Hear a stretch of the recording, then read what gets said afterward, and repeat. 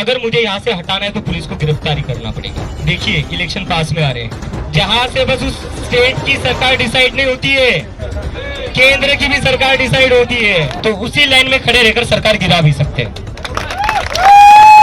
जब आप लोग पहली बार जंतर मंतर पर आए थे, किसी के पास पद था?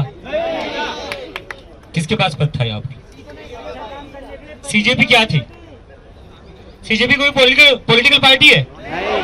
कोई संगठन था सीजेपी इसके पहले? सीजेपी खाली एक पेज था, लेकिन इस पेज को आंदोलन बनाया आप लोगों ने। और इन लोगों को मुझे पूरा पता है, पूरा यकीन है, क्योंकि जंतर मंतर पर बिना पद के आप लोग रात रात भर जाग रहे थे, बारिश में बैठे हुए थे, कड़ी धूप में बैठे हुए थे। तो वहां पर तो किसी के पास पद नहीं था, फिर भी लोगों ने खुद को झोंक दिया था, देश की सेवा के लिए झोंक दिया था, इस देश की शिक्षा व्यवस्था को बदलने के लिए झोंक दिया था। तो आगे भी हमें इसी जुनून के साथ काम करना है, और टीम एक्सपांड होगी तो सबको उसमें रोल जरूर मिलेगा, रोल जरूर मिलेगा। देखिए बहुत बड़ा आंदोलन बन चुका है, ये पूरे देश भर में फैलना है। तो कहीं पर भी जल्दबाजी मत करिए कि नहीं मुझे पद नहीं मिल रहा है, या मुझे ये नहीं मिल रहा है, मुझे वो नहीं मिल रहा है। जल्दबाजी मत करिए।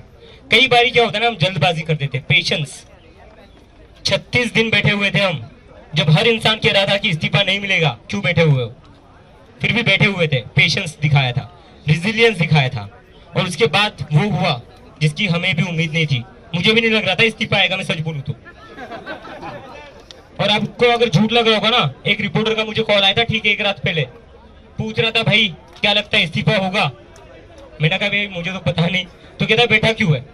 मैंने बोला इस्तीफा देना ना देना उनके हाथ में, मेरा काम है लड़ना, मैं लड़ूंगा, मैं पीछे नहीं हटूंगा। मेरा काम है लड़ना, मेरा काम है कोशिश करना, और मैं कोशिश करते रहूंगा, मैं लड़ूंगा, मैं यहाँ से हटूंगा नहीं। अगर मुझे यहाँ से हटाना है तो पुलिस को गिरफ्तारी करना पड़ेगा। तो मुझे फर्क नहीं पड़ रहा था कि सरकार इस्तीफा देगी या नहीं देगी, हमारा काम है कोशिश करना। तो वही इंटेंशन के साथ हम लोगों को लगना है अगले 2 महीने के लिए। और अगले 2 महीने में अगर हमने 100 सरकारी स्कूल ठीक कर दिए तो आप लोग सही में, मैं कह रहा हूं, देखिए इलेक्शन पास में आ रहे हैं, इलेक्शन आ रहे हैं, और इलेक्शन भी ऐसे स्टेट्स के आ रहे हैं जहां से बस उस स्टेट की सरकार डिसाइड नहीं होती है, केंद्र की भी सरकार डिसाइड होती है। तो अगर इन लोगों को, अब मैं किसी पार्टी का नाम नहीं ले रहा यहाँ पर, अगर इन लोगों को हमारे वोट चाहिए तो आओ हमारे गांव में सरकारी स्कूल ठीक करो, आओ हमारे गांव में हमारे बच्चों के लिए बेंच लगाओ स्कूल में, बच्चों के लिए पानी की सुविधा करो स्कूल में, वहां पर वॉशरूम ठीक करो, और कोई भी बच्चा पैदल ना जा पाए स्कूल को। क्यों जाए 5-7 किलोमीटर पैदल? किसी मिनिस्टर का बच्चा जाता है क्या पैदल स्कूल को? इनके बच्चे तो जाते होंगे वीआईपी सिक्योरिटी में, स्पेशल कार जाती होगी इनको छोड़ने के लिए। तो गांव में रहने वाले बच्चे क्यों 7-7, 8-8 किलोमीटर पैदल जाते हैं? मॉनसून में जा रहे हैं, अभी मैं देख रहा हूं महाराष्ट्र में, जहां की वीडियोस आ रही है, बरसात में लड़कियां वहां पर 7-7, 8-8 किलोमीटर पैदल स्कूल में जा रही है। किसी मंत्री की बेटी जाती है? जिन मंत्री का इस्तीफा हुआ धर्मेंद्र प्रधान जी, उनकी बेटी तो खुद बोस्टन में बैठी हुई, जहां से मैं आ रहा हूं। तो इनके खुद के मंत्रियों के जो बच्चे हैं, जब वो ऐशो आराम की जिंदगी जीते हैं, तो हमारे गांव में जो बच्चे हैं उनके लिए ऐसी जिंदगी क्यों? सरकार तो उनके ही वोट से बनती है ना? बिल्कुल जी।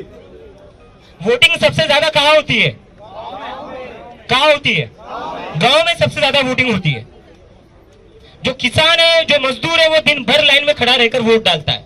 शहर के लोग तो एक बार के लिए सोच देते हैं यार धूप बहुत ज्यादा है, मैं इतनी देर लाइन में खड़ा नहीं रह पाऊंगा, मैं वोट नहीं डालूंगा, या मैं ट्रिप के लिए चले जाता हूँ, एक दिन की छुट्टी है।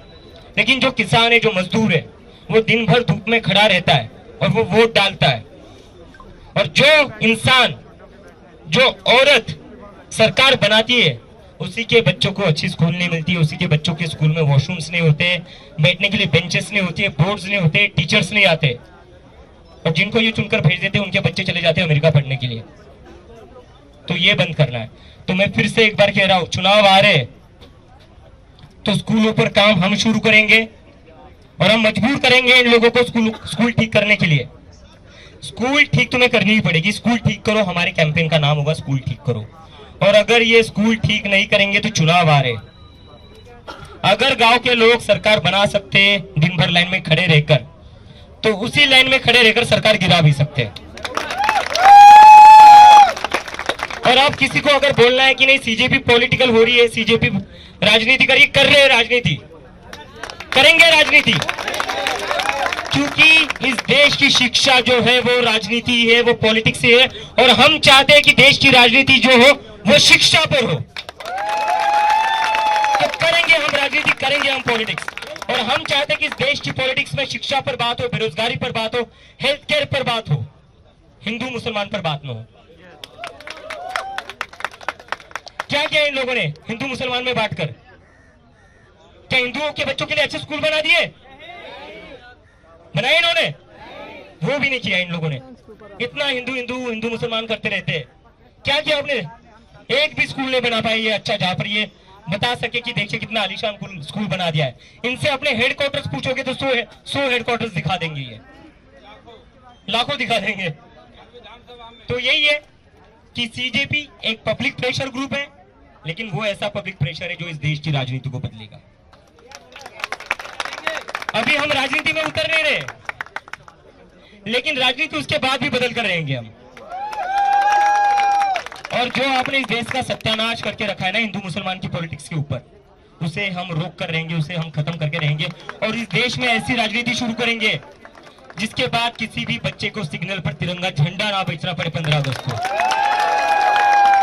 वो बच्चा स्कूल जाएगा 15 अगस्त को, इंडिपेंडेंस डे मनाने के लिए सिग्नल पर खड़ा नहीं रहेगा। हम ऐसा भारत चाहते हैं जहां पर कोई बच्चा सिग्नल पर तिरंगा झंडा ना बेचे, वो तिरंगा झंडा लेकर अपने स्कूल जाए और वहां जाकर वो राष्ट्रगान गाए।